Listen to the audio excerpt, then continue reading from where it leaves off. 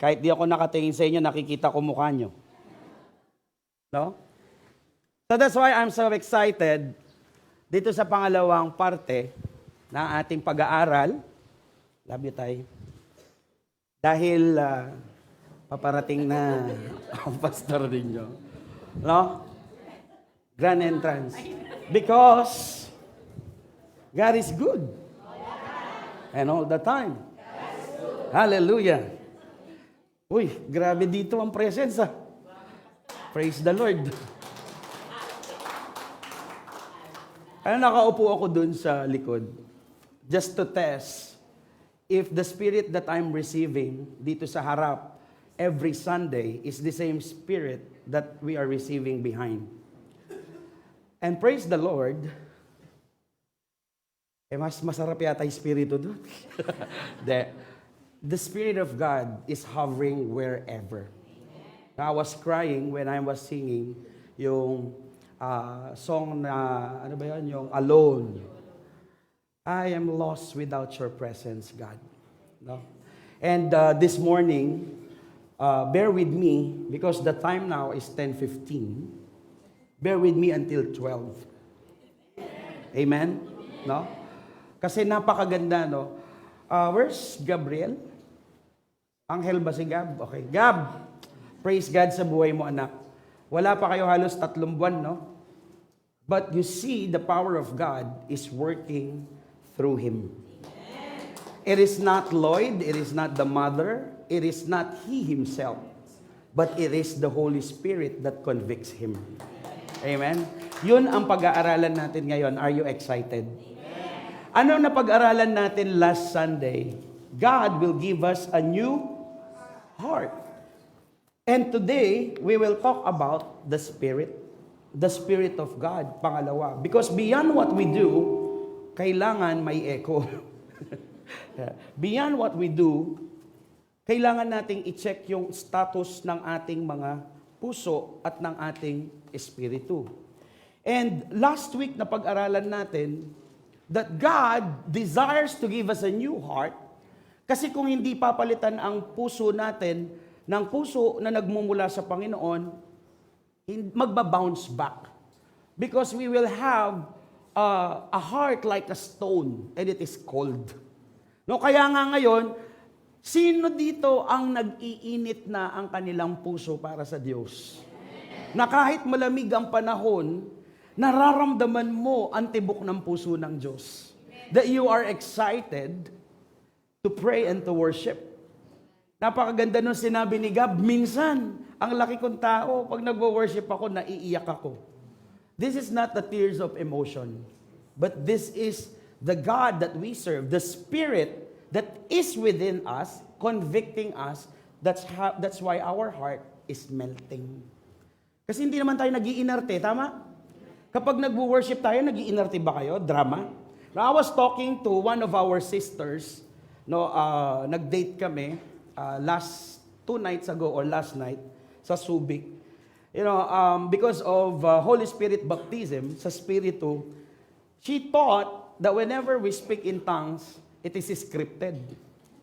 No? But when I explained it and the husband explained it, no, we are surprised because napakalaki nung nagagawa ng banal na Espiritu sa buhay natin. No? He enables us. That's why I want to unfold today, ano ba yung, o sino ba yung Holy Spirit? Kasi aside from the new heart, pinrepair ni God yung heart natin. Binigyan tayong bagong puso ng Diyos. Alangan namang wala siyang ilagay. So He will put a new spirit in us. Balikan natin Ezekiel chapter 36 verse 26. Sabi niya, bibigyan ko kayo ng bagong puso at bagong espiritu. At ang matitigas ninyong puso ay magiging pusong masunurin. So malambot na ang puso natin. Ang tanong, makakasunod na ba tayo agad dahil pinalambot na? Not yet. Because sa pagpapatuloy nung verse na yon, yun ang pag-aaralan natin. Sa verse 27, sabi niya, ibibigay ko rin sa inyo ang aking espiritu. Sino yung nagsasalita? Ang Diyos. Ibibigay ko ang aking espiritu para maingat ninyong masunod ang mga utos ko at mga tuntunin. So, it is the Spirit of God that convicts us to do the will of God carefully. It is not us. It is the Spirit. Even yung pagpunta natin ngayong umaga dito, it is not your decision. It is the conviction of the Holy Spirit to you. No, sorry, I stand corrected. It is the conviction of the Holy Spirit and then you responded. So it is your decision. So nagpartner kayo. That's why the Holy Spirit is our daily partner. Can you tell your neighbor, the Holy Spirit is our daily partner. So let's have a better understanding. Ano nga ba yung Holy Spirit? Meron akong pin-prepare o nakitang video that will speak about the Holy Spirit. 4 minutes to. Let's watch this video.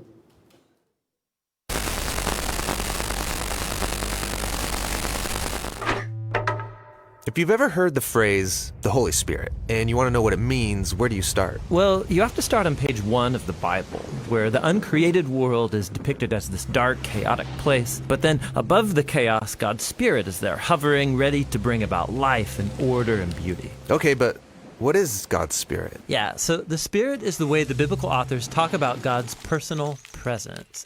The Hebrew word is ruach. Ruach. Yeah, you got to clear your throat at the end. So what is it? Well, ruach can refer to a number of different things, but what they all have in common is energy. Energy, how so? So there's an invisible energy that makes the clouds move or the tree branches sway. Right, wind. So in Hebrew, that's ruach. Okay. Now take a big breath. So you feel that inside you. Yeah, the air? Well, specifically the energy, right? The vitality in your body that you get from breathing deeply, that too is ruach. And this is the same word used in the Bible to describe God's personal presence. Just like wind and breath are invisible, God's Spirit is invisible. Wind is powerful, and so God's Spirit is powerful. And just as breath keeps us alive, so God's Spirit sustains all of life. Yeah, ruach.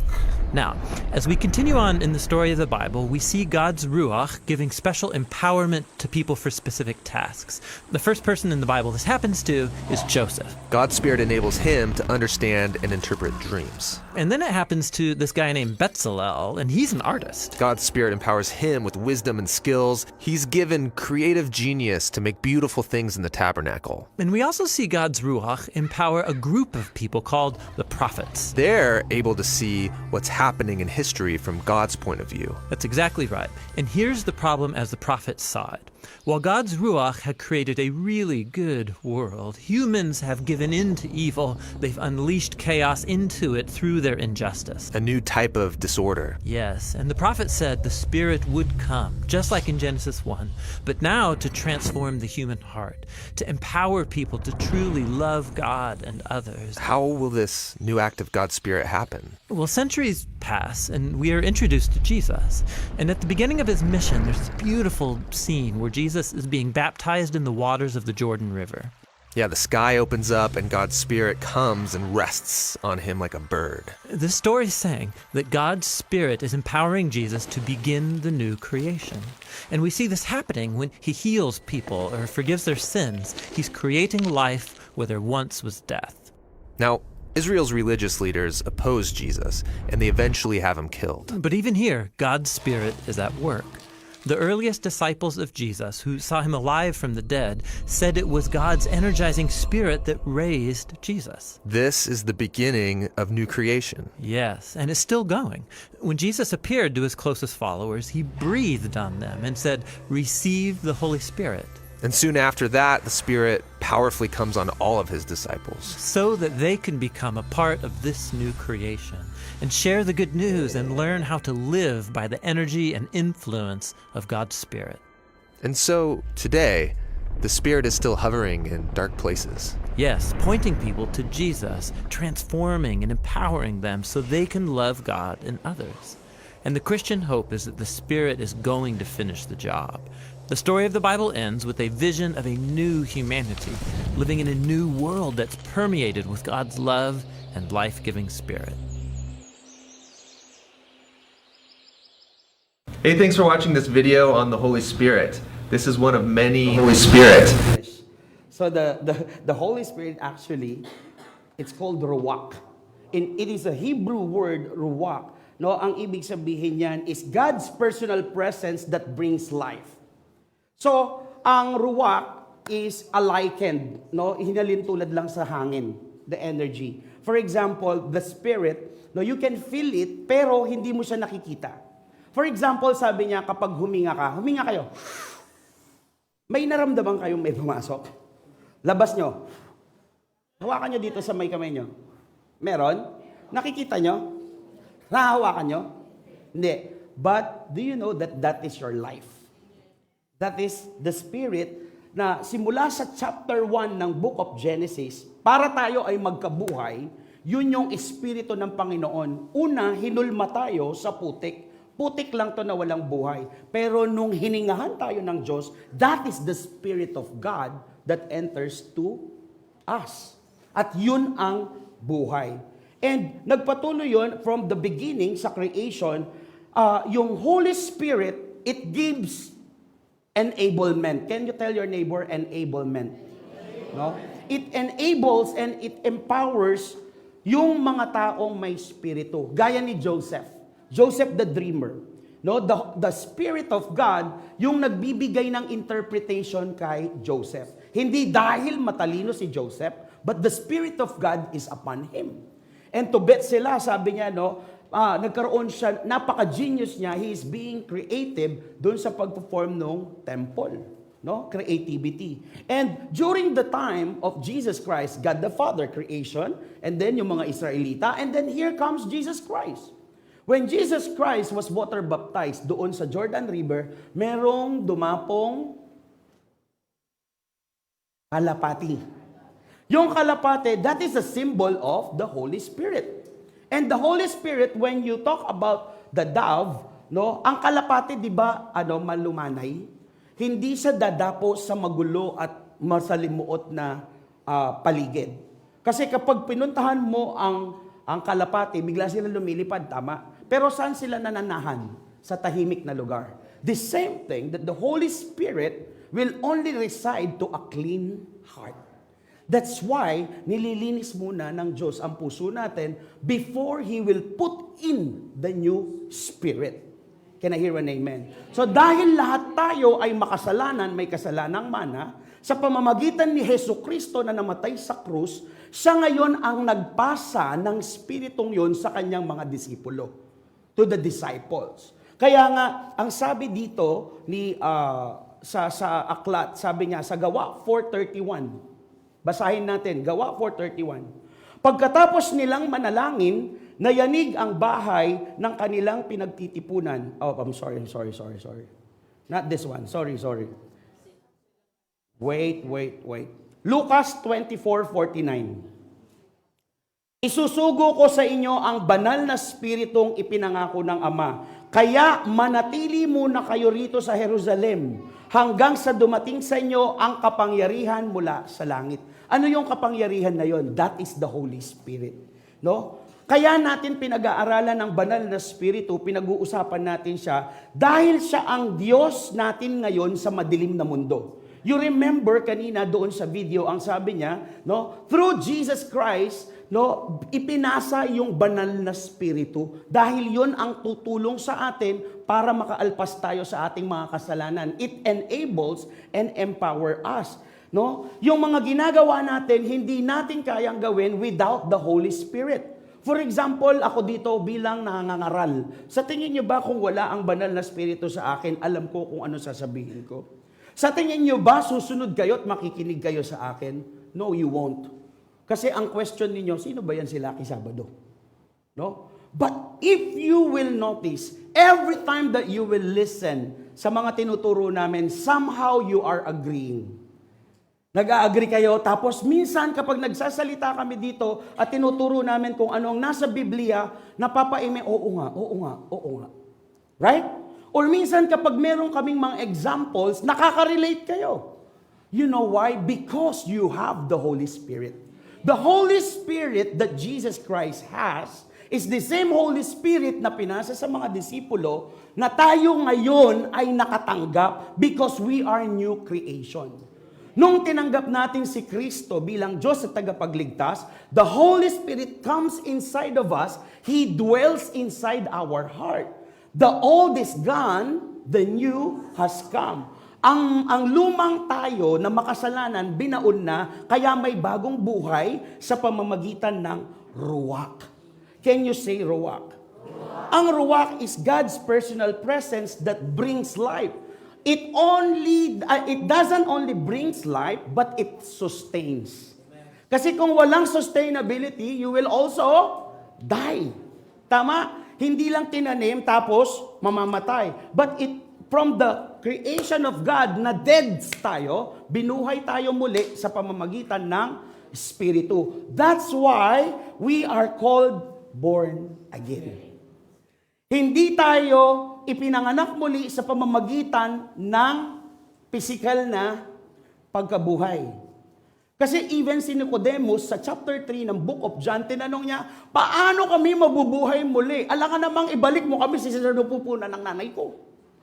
Sa laki kong to, paano ko ibabalik sa sinapupunan ng nanay ko at ipapanganak muli? Common sense cannot be. That's why we talk about the Spirit.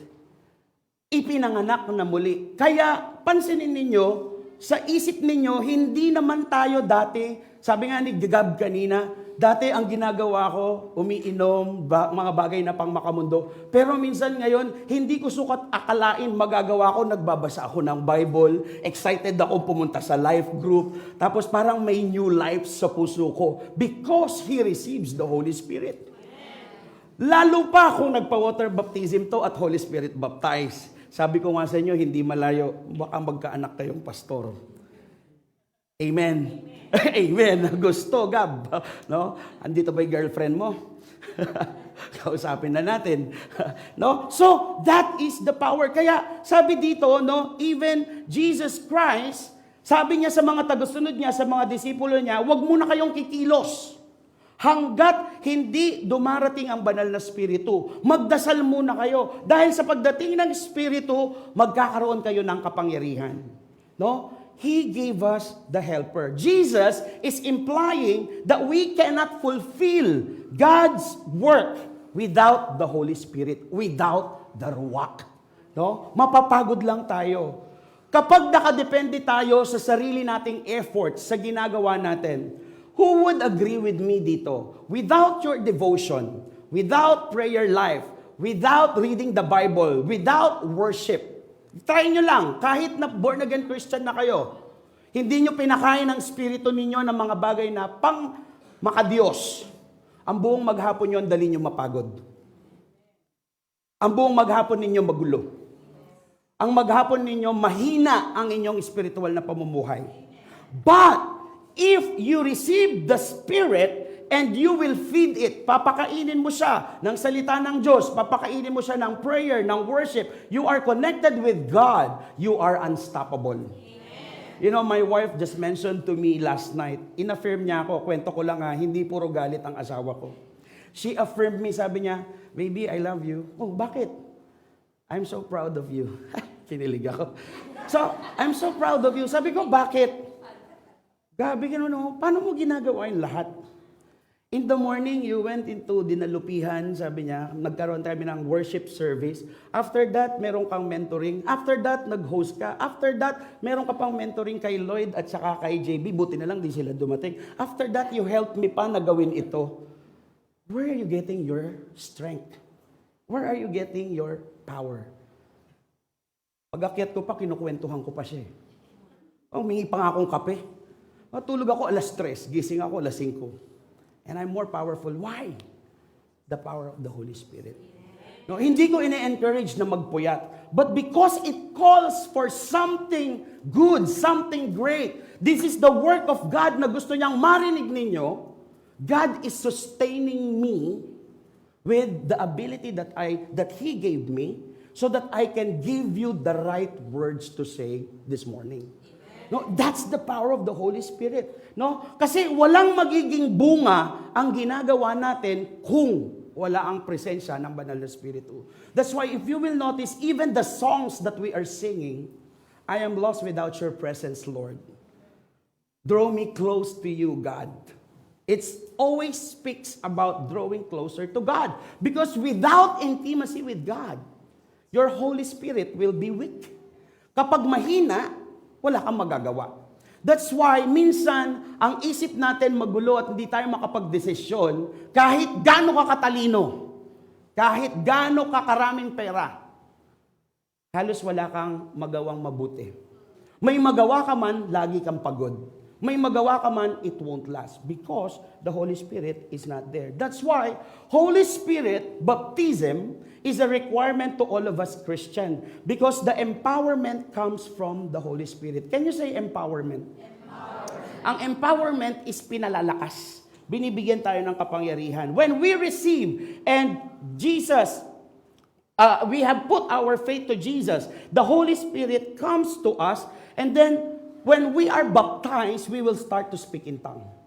That is the first evidence that you have the Holy Spirit. That's why sa mga bago po dito at hindi pa nababaptize in the Spirit, you will hear us, Shekarabahandarayarabasikede. Ano yung pinagsasasabi nila? Anong script yun? No. This is one of the gift of God. This is the gift of tongue. No? Mahabang usapin to, so ituturo ko to next time. No? So this speaking in tongue is one of the first sign that the Holy Spirit is upon us. Pero, kung halimbawa hindi ka makapag-speak in tongue, it's okay. It doesn't mean na wala ang Espiritu sa'yo. Nasa iyo. Because sabi ni God, I will put a new spirit in them. Ang maglalagay ang Diyos. Hindi yun sa pamamagitan ng gawa natin. Ang maglalagay ang Diyos. So, paano ko po malalaman na ang Espiritu ay nasa akin? If you are changing from bad to good. You are doing good works and the fruit of the Holy Spirit is evident to you. Ano sabi ni Gab kanina? Yung mama ko po ngayon masayahin na. So you have the joyful spirit. Tingnan nyo nga yung katabi nyo kung may joy pa. O inaantok na. Tingnan nyo nga. Good morning, Ate Joy. Ay, kunayag yung kanta. No? So, the fruit of the Holy Spirit is joy.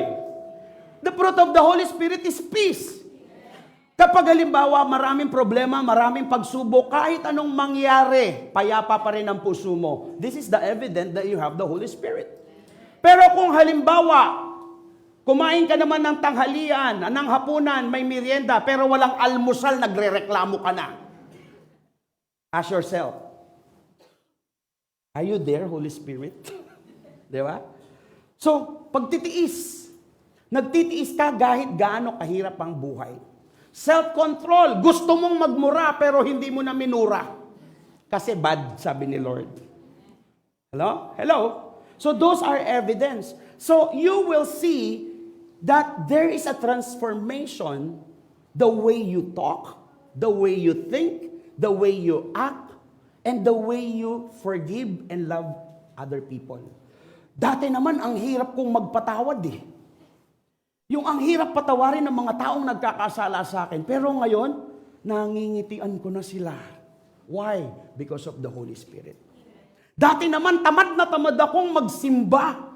Kasi ang linggo, pahinga yan. Masarap matulog. Pero ngayon, automatic tumatayo yung katawan ko. Naliligo ako kahit ayaw kong maligo. Lamig pa naman. Because you have the Holy Spirit. It is the Holy Spirit that convicts you, hoy, pumunta ka sa church. So there is this transformation. Lucas chapter 3 verse 16 sabi niya, sinabi ni Juan sa kanila, binabautismuhan ko kayo sa tubig, ngunit may isang darating na mas makapangyarihan kaysa sa akin, ni hindi ako karapat-dapat na maging alipin niya. Babautismuhan niya kayo sa banal na espiritu at sa apoy. Sino yon? It is Jesus. That's why makita nyo kanina sa video na pinakita natin, after the creation, nagkasala ang tao, God sent Jesus Christ to die on the cross, and the same Spirit, the Spirit of God, come to Jesus, and then He heals the sick. Kung magbabasa kayo ng Biblia, anong laging ginagawa ni Jesucristo? He preached the gospel, binabalita niya ang magandang balita, at sinasabi niya The kingdom is here. And then ano pang ginagawa niya? Lahat ng may sakit pinagagaling niya. No? Ang pilay, tayo, lakad. Tayo, lakad. Talon. Oh, 'di ba? Praise the Lord, may kapangyarihan ako. No? And he even raised the dead. Pati yung mga patay, binubuhay ni Jesus. Lazarus, wake up. Wake up from the tomb. Lumabas siya. Tama? So, once from the dead, because of Jesus Christ, the Holy Spirit that is upon us, there is a new life. Hello? Ngayon, tayong lahat makasalanan. Once we believe Jesus Christ, mula sa kamatayan, tayo'y muling binuhay. Yung dating tayo na walang ibang inisip kundi yumaman, kumain at magpakasasa sa mundo, now we're thinking about a purpose of serving God. Now we have the purpose of loving one another. Now we have the purpose of we want to know God more. Now we have the purpose of kahit pagod na, yung mga teacher, yung mga nagtatrabaho, pag sinabi ng life group leader, meron tayong daily devotion, gabi, alas 9, hanggang pugak-pugak na yung mata. Pilita na pa. Hello, sino nakaka-relate? Sinong life group dito, araw-araw, nagde-daily devotion, taas kamay? Sa mga hindi, mahiya kayo. Tawagin ninyo yung life group leader ninyo. Life group leader, ano yung sinasabi ni pastor? Araw-araw daily devotion. Because God is calling all of us to meet one another every day. Acts chapter 2 verse 42. Araw-araw silang nagkikita-kita, nagsasama, nagtitipon, nananalangin, and they break breads and they do the covenant meal. They study the Word of God. So dahil sa panahon natin ngayon na meron ng internet at hindi papayagan ng iba na lumabas ng gabi, what they do is via Zoom. Still, they will talk about God. You will see the difference ng mga taong araw-araw ginagawa yon kaysa sa mga once a week lang nagla-life group. The difference is, these people are growing spiritually, and even their life group grows. Pero yung iba, pansinin ninyo.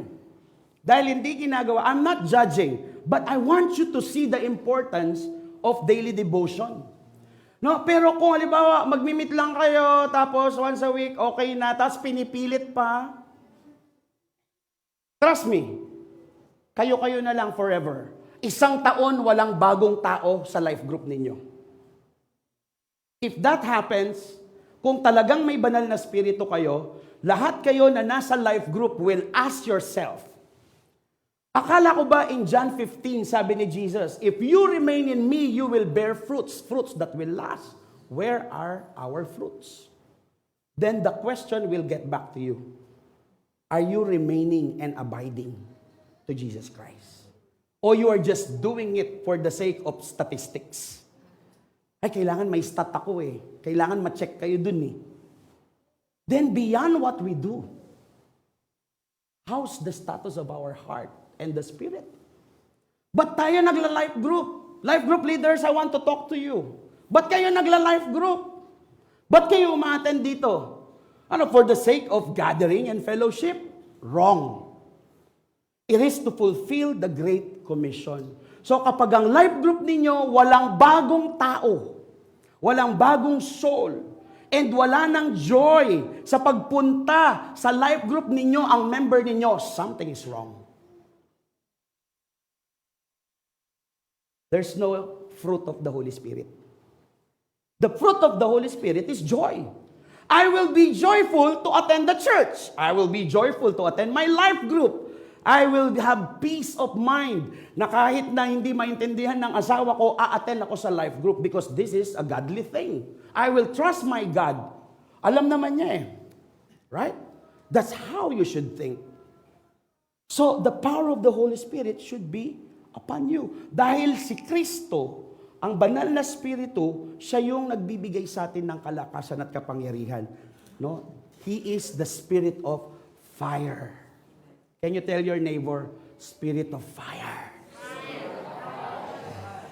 That's why kanina, sino ang na-bless? Consuming fire, fan into flame. A passion for your name, Spirit of God.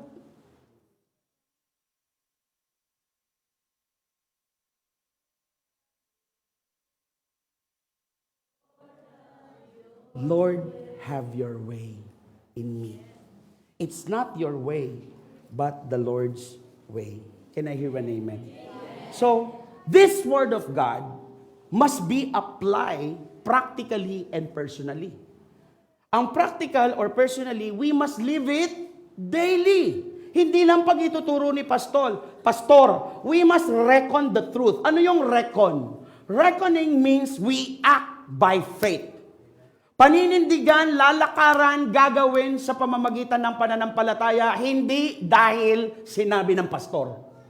Dahil sa pananampalataya. Because we have the Spirit of God, we must act like the true sons and daughters of God.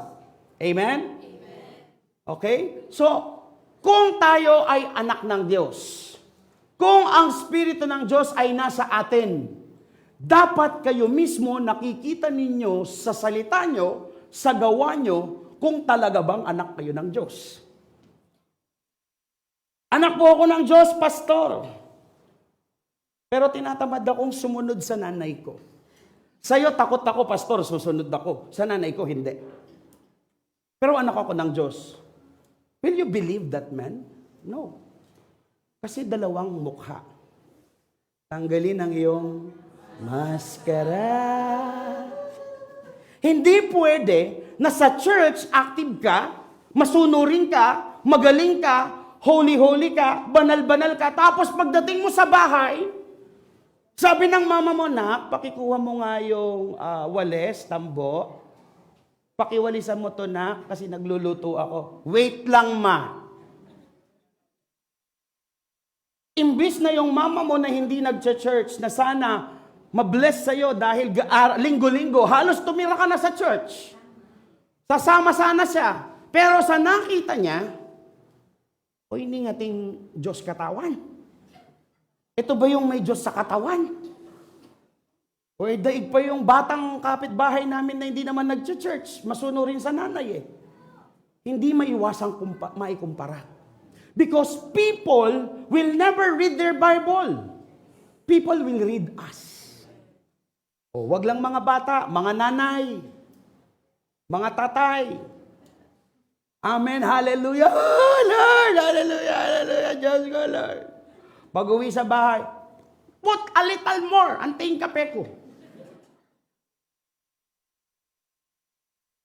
Honey, pakilaban mo nga yung, ako na naman. Wala na akong ginawa, ako na lang lagi, ako nagluluto, ako naglalaban. Eh, sino gusto mong gumawa? We need to help one another at home. Sa mga nanay, God created you to be the helper of your husbands.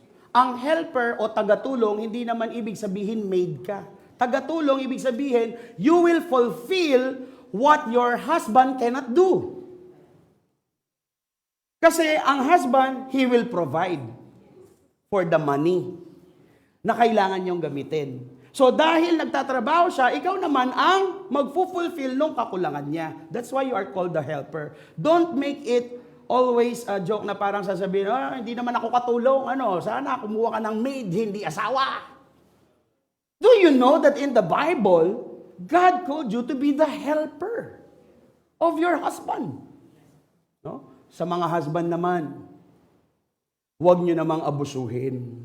Sabi sa Bible, submit to your husband. Gawin mo to, gawin mo yan, gawin mo to, gawin mo yan. Ano ka, Lord?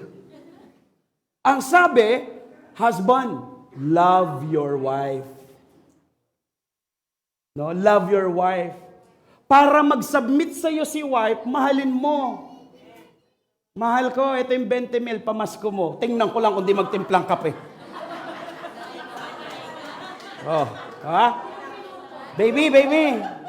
Baby, ito yung sa daily expenses natin, 20,000. Ito sa Penelco, 50,000. Penelco, laki. O, ito sa tubig, ito yung sa gas. Baby, ito sa'yo lang yan. 100,000. Amen mo, amen mo. Di ba? So that your wife will feel appreciated. Kasi kapag ang babae na a-appreciate, lumalambot ang puso. Alam niyo ba na nagsisimula din sa magandang salita ng husband na papasok sa tenga ng asawa, babait yan. Araw-araw niyo sabihin pagising sa umaga, baby, good morning. You're so pretty. I love you. Sabi niya,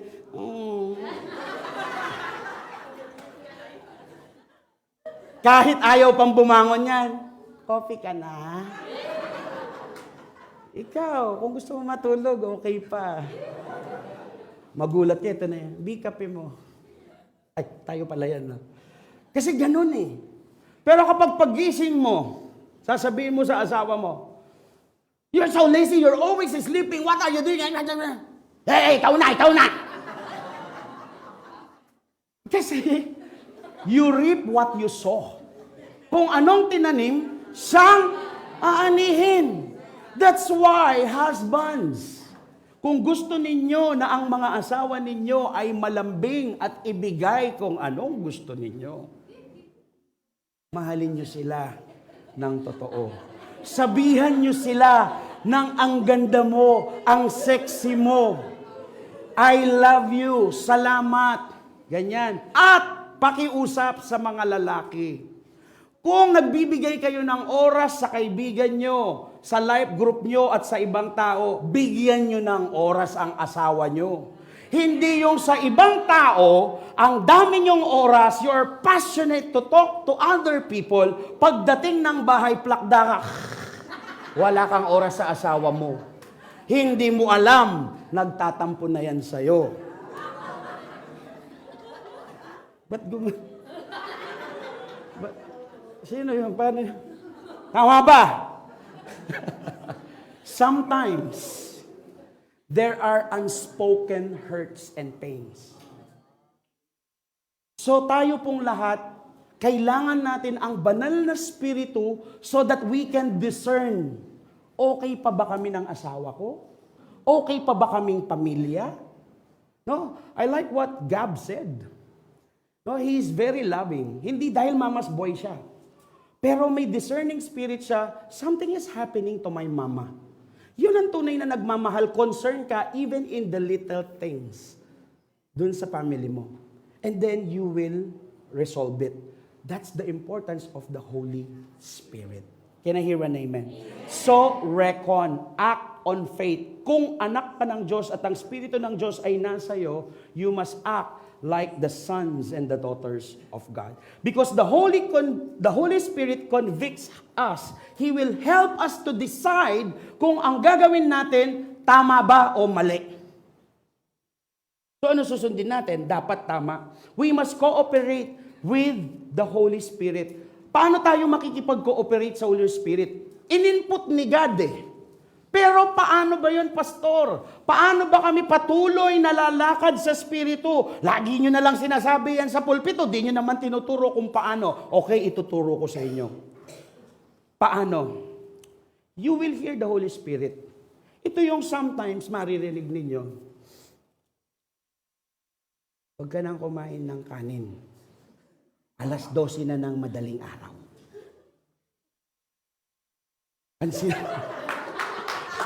Pansit Canton na lang.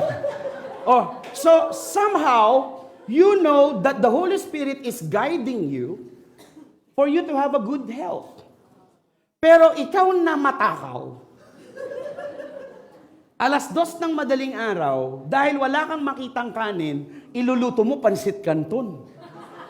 Tapos, magrereklamo ka pagising mo, hindi ka makalakad kasi mataas ang uric acid mo. Wala akong pinatatamaan. Pero parang ganun na nga. Tama, mali? Ganyan tayo mga tao eh. We keep praying, we keep asking, we hear it, we feel it, ginaguide tayo ni Holy Spirit, pero ang kulit natin. mas sinusunod natin ang boses ng laman natin kaysa sa boses na sinasabi ng Diyos. Halimbawa, may kaaway. Mga bata, mga nanay, mga magulang. Nagtalo kayo. Pinagalitan kayo. Pero narinig niyo, nagkwarto kayo, nagdabog kayo. Magpatawad ka na. Ikaw nga pinatawad ng Diyos eh. Ay, hindi pwede, Lord. Baka naman pwede namang sila naman ang sumuko. Lagi na lang ako yung nagsosorry. Abagad, lalaki ako eh. Konting pride naman. Sa tuwing mag-aaway kami, lagi na lang. Pero yung mga babae, sa totoo lang, will you agree with me, mga lalaki? Sinong unang nagsosorry?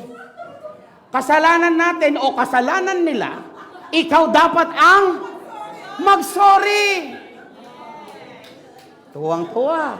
Tuwang-tuwa. Kahit na naririnig na nila, magpakumbaba ka na sa asawa mo. Submit to your husband. Ay, hindi, Lord. Maganda ako. Bala siya sa buhay niya. Diba? So, we can hear the Holy Spirit, but hindi tayo sumusunod. Ngayon, kapag kung anong lumabas na resulta, nagrereklamo din tayo. Minsan kung ang Diyos bababasa ng may katawan din, sasabihin niya, nanawari talagang buriyo. Eko na balo. No? Though He knows everything, na-imagine ko lang, no, ang hirap ng role ng God sa atin. Pag meron, feeling mo wala. Pag wala, gusto mo meron. Ano ba? No? So, this is the thing. When we say that we will be walking in the Spirit, we are consistent. Walang mintis. As we pray, we must be filled with the Holy Spirit. This is how the Holy Spirit works in us. Consistent. Can you tell your neighbor, consistent? Sabi niya dito, ito yung mangyayari kasi pag consistent. Pagkatapos nilang manalangin, nayanig ang bahay na kanilang pinagtitipunan. Silang lahat ay napuspos ng banal na spirito at buong tapang na nangaral ng salita ng Diyos. Sino dito ang nangangaral na ng salita ng Diyos? Taas kamay. Taas kamay. Bridge diagram, nagsishare. Taas kamay. Sino na ang merong nasharean ng bridge diagram? Sino ang wala pa? Wala na namang sagot yung iba. Sino pa ang wala? Taas kamay. Do you want me to teach you? Hello? May kausap. Do you want me to teach you? Kasi if you have the Holy Spirit, sabi niya, manalangin ka lang. Be filled with the Holy Spirit, you will be unstoppable. Mapupuspos ka ng banal na spirito at magkakaroon ka ng courage and strength to share the gospel. No? Kapag di tayo nagsishare ng gospel, you need to pray and ask the Holy Spirit. Holy Spirit, help me. Help me, Lord. Now, being filled with the Spirit, meaning, do not grieve the Holy Spirit. By not grieving the Holy Spirit, ang sabi niya, huwag niyong bigyan ng kalungkutan ng banal na spirito ng Diyos. Gusto niyo bang malungkot si Holy Spirit? No? No? Sabi niya, sapagkat ang banal na spirito ang siyang tanda na kayo ay nasa Diyos. At siya ang katiyakan ng kaligtasan nyo pagdating ng araw. Sino ang katiyakan ng kaligtasan natin? The Holy Spirit. So, ang tanong araw-araw, Lord, magiging masaya ka ba sa decision ko? Lord, magiging happy ka ba kung uupo lang ako sa bahay, hindi ako mag-share ng gospel? Lord, mag-glorify ba kita kung Netflix lang lagi ang kaharap ko? Ask the Holy Spirit. Anong sagot? Pag ang sagot ay hindi, then you better stop. Pag ang sagot ay mag-glorify si God, then you keep doing it. Ano yung example niyan? When you receive the call of God, dapat tayong tumugon. Ano ba ang sinasabi? Kapag ikaw tinanggap mo si Kristo bilang Diyos at tagapagligtas natin siya, anong dapat natin gawin? Go and make disciples of all nations. Pag hindi tayo humahayo, ibig sabihin ba sumusunod tayo sa kalooban ng Diyos? Hello? Hindi. So we must ask the Holy Spirit to convict us to do what we ought to do. Can you say that? Ask the Holy Spirit to convict us to do what we ought to do. Kasi ibubulong niya kung anong dapat mong gawin. Amen? No? Ano pa? Sa paanong paraan tayo mafi-filled ng Holy Spirit? By not putting out the Holy Spirit's fire. Nakakita na kayo ng campfire? Campfire. Yung maraming kahoy, tapos may liyab what do you call that? Fire? What is fire? Apoy. Nakakita na kayo? Naka-experience na kayo? Kapag kayo mayroong campfire, malayo kayo, mararamdaman nyo ba yung init? Mararamdaman nyo, pero slight. Pero kapag lumapit kayo sa fire, palapit kayo ng palapit, mas nag-iinit ba kayo? So, that's the same thing. The more we draw closer to God, the consuming fire of God will be infused to us. Infused means mag-iinit ka rin. Kasi lumalapit ka dun sa apoy. Sino ba yung fire? Consuming fire, si Holy Spirit. When you are filled with the Holy Spirit, you are convicted to be the fire wherever you go. Na kung sino man yung kakausapin mo, using the Word of God, sigurado, mag-aalab ang puso nila. In the name of Jesus, sa mga oras na ito, nag-aalab ang puso ninyo para sa Diyos. Amen? So, anong gagawin natin? Kailangan nating gatungan palagi. Meron ba kayong nakitang campfire na nag-last nang hindi nilalagyan ng gatong? Paano siya magliliyab ng mas malaki? Gatungan mo. Lagyan mo ng wood or fire or kahit na mag-ihaw ka lang. Kapag nag-iihaw ka, hindi mo patuloy na lalagyan ng charcoal. Ano yung charcoal? Glisero Si Gab kasi nag-English kanina eh. Okay? Uling, pag nag-iihaw ka, ang nangyayari lumalamig, di ba? Kasi nagiging abo. So the same thing sa atin. Sa pananampalataya natin, the reason why lumalamig tayo sa Diyos, kasi hindi tayo lumalapit sa Kanya. Never allow your altar to be out of fire. Never allow your altar to get cold. Build your altar. Make your heart to be the house of prayer. Keep doing good works for the glory of God. Flee away from sinning. Ito yung mga panggatong para tayo ay mag-alab. So can you tell your neighbor, gatong, gatong, liyab. Sabay-sabay Gatong, gatong, liyab. Okay? Kapag may nanlalamig, at kapag hindi nag-church, ang ka-life group ninyo, kapamilya ninyo, harapin nyo sila, gatong, gatong, liyab. Di ba? If last week, sasabihin nyo, hoy! Dagdagan nyo ngayon, hoy! Gatong, gatong, liyab! Tingnan ko lang kung di yan mapaalala that you need a spirit of fire. Amen? Palakpakan naman natin ang Lord. Sabi niya, huwag ninyong hadlangan ang ginagawa ng banal na spiritu. Huwag niyong pahintulutan ang pagkainip ninyo at pagkagutom ninyo para hindi niyo napakinggan ang sinasabi ko. Huwag niyong tingnan ng mga orasan ninyo para hindi niyo marinig ang magandang balita. Alam ko may Christmas party pa kayo, pero mas mahalaga to. No? Huwag niyong hadlangan ang ginagawa ng banal na spiritu at huwag niyong hamakin ang mga pahayag ng Diyos. Sa halip, suriin ninyong mabuti ang lahat para malaman kung galing ito sa Diyos o hindi. Panghawakan niyong mabuti at iwasan ang lahat ng uri ng kasamaan. Ano ang uri ng kasamaan? Pagsisinungaling, katamaran. Sabihin nyo nga sa katabi nyo, kasamaan pala ang katamaran. Huwag kang maging tamad magbasa ng Biblia. Huwag kang maging tamad manalangin. Huwag kang maging tamad na hindi umaten ng life group. Kaway-kaway sa likod. May nagsumbong sa akin kanina, bumulong. Okay lang ba na hindi ako umaaten sa life group? Pero nagbe-bless naman ako eh. Nagbibigay naman ako. Example, sa Christmas party. Di na ako aten sa Christmas party. Pero magbibigay naman ako ng grocery tsaka mga parapol. Okay ba yun? Sabi ko, no! Kakaway ako dyan. Alam niya kung sino siya. Hindi. Because your presence is better than the presents.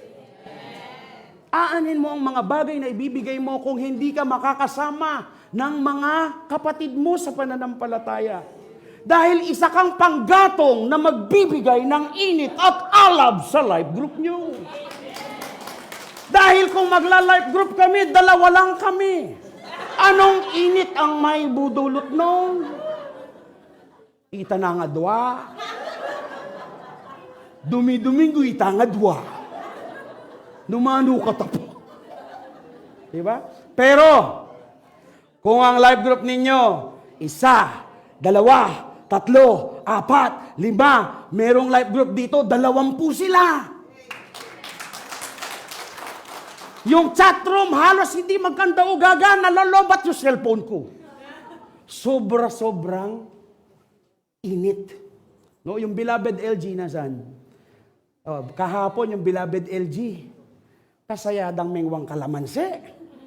Dahil marami sila, ini-enjoy nila lahat ng ginagawa nila bilang magkakapatid kay Kristo. So, mahalaga ka sa life group mo. Hello? Mahalaga ka sa life. Sabihin nyo sa katabi mo, mahalaga ka sa life group mo. Huwag ka nang mag-absent sa life group mo. Mahal ka ng Diyos, kamo. Mahalaga ka. Kaya mahalin mo rin yung life group mo. Oo. Huwag ka nang a-absent. Kasi panggatong ka din. Oh. Tandaan ninyo ano yung panggatong? Pag nagkukwentuhan tayo sa life group, di ba marami tayong natututunan sa isa't isa? Kapag merong testimony or patotoo ang bawat isa, di ba halos ayaw nyo nang maghiwa-hiwalay? Inaabot nga kayong alauna nagkukwentuhan. Meron pong life group dito, inaabot hanggang alauna ng madaling araw. Huwag nyo namang araw-arawin yun, guys. No? Pero kung dalawa lang kayong magka-life group, 10 minutes, tapos na kayo. Tapos, dahil kayo ang laging nagmimit, alam ko na yung sasabihin mo, di ba? Ikaw masaya ka kasi sinagot ni Lord yung dasal mong to. Ikaw din, di ba? Masaya ka. Tara, tapos na, pray na tayo. Kasi dalawa lang kayo. Di ba? May nakaka-relate ba? Pero pag madami, konti yung pagkain, samsaman. Pero masaya. Mas busog na busog. No? So I encourage you. Panghawakan ang mabuti, iwasan ang masama. Mabuti ba na pumunta sa church? Mabuti ba na pumunta sa life group? Mabuti ba na magbasa ng Biblia? Mabuti ba na makikismis sa Facebook? Huwag niyo namang husgahan si Maris Racal. Kawawa naman. Diba? I'm so hot. Diba? Weeds. This spirit that God put into us will guide us to do the will of God. Ang ginagawa naman natin sa church, hindi lang basta-basta chismisan. Sinusunod po natin at pinakikinggan ang sinasabi ng Biblia para magbigay ng kapurihan sa Diyos. Huwag kayong mag-alala sa oras na ginugugol nyo sa simbahan. Dahil merong nakaabang na great reward sa inyo doon sa kalangitan. Amen? So in conclusion, merong iba, inaakala ng tao na tama ang lahat ng kanyang ginagawa. Ngunit ang Panginoon lang ang nakakaalam kung ano ang ating motibo. Maraming tao gumagawa. Maraming tao busy sa church. Pero alam pa rin ng Diyos kung anong nasa puso. Ano ba ang motibo mo, bakit ka pumupunta sa church? Ang paggawa ng matuwid at makatarungan ay kalugod-lugod sa Panginoon kaysa sa paghandog. Ito yun eh. Instead na maghandog ka, gawin mo yung matuwid na kalooban ng Diyos. Hindi masamang maghandog, pero mas mahalaga na lakaran mo ang katuwiran. Because obedience with the right motive is right thinking and right living. Sabay-sabay tayo? Sabihin natin yon, MM? Wala? Di nilagay? Sige. Obedience with the right motive is right thinking and right living. Church, heart check. Hawakan yung kamay nyo. Heart check. Kumusta heart? Si God ba'y nandyan? Baka naman puro kamunduhan. Baka puro Christmas party. Monito, monita, salad, kalamay. Dapat ang nandyan, salita ng Diyos, presensya ng Diyos. Ha? Heart, punuin mo ang puso ko ng salita ng Diyos. Spiritual check-up. Spiritual check-up. Check-upin nyo. Mainit pa ba ako? O malamig na ako? Maligamgam ba ako? Kasi kung maligamgam ako, ang sabi sa aklat ng pahayag, iluluwa ako ng Diyos. That's scary. Dangerous. No? Let me ask you, are you spiritually healthy? Beyond what we do, sa lahat ng ginagawa natin dito, na napaka-busy ng Hope Church, halos Lunes hanggang Linggo, may isang asawa na dito, nagreklamo na sa akin, Pastor, ano bang pinaggagawa niyo sa church? Yung asawa ko mula Lunes hanggang Linggo, nasa iyo na. Sabi ko, hindi naman po ako. May oras lang yun. Baka yung asawa niyo nakikipag-kismisan lang sa ibang life group leader. May oras lang naman po yun. But anyway, the reason why we do what we do, hindi na kasi obligasyon ang ginagawa natin. Ito na po ang buhay natin. This is our lifestyle. Christianity is not a religion. It is a lifestyle. Beyond what we do for the Lord, what is the status of your heart? How is your spirit? Tanungin natin sarili natin. Are we serving and attending the church forcefully out of obligation? Or we serve out of God's love? Are we here because of the gifts? Na Lord, bigyan mo ko nito, bill mo ko niyan, bill mo ko nito. Pray, pray, pray. God, give me this, give me that. Or we are showing up here because we want to meet the giver. Encounter with the giver. The gifts or the giver? Or are we committed because we might receive good stuff? O baka parusahan tayo ng Diyos? Baka kasi ang motibo natin, kaya ako nagsisimba kasi ayokong maparusahan ng Diyos. Or kaya ako nagpupunta sa church kasi gusto kong makatanggap ng mabubuting bagay. Or probably we are committed simply because Jesus is God. God is God. Church, can I encourage you? Let us serve and love God wholeheartedly. Let's give our excellence out of the abundance of God's love and grace. Beyond what we do, the new heart that is given to us will produce a new spirit. God is putting a new spirit in us. Kung ang Espiritu ng Diyos ay nasa atin, akma ba sa ginagawa natin? Kumusta ang pamumuhay natin? Nakakalugod ba sa Diyos? Can we all stand up?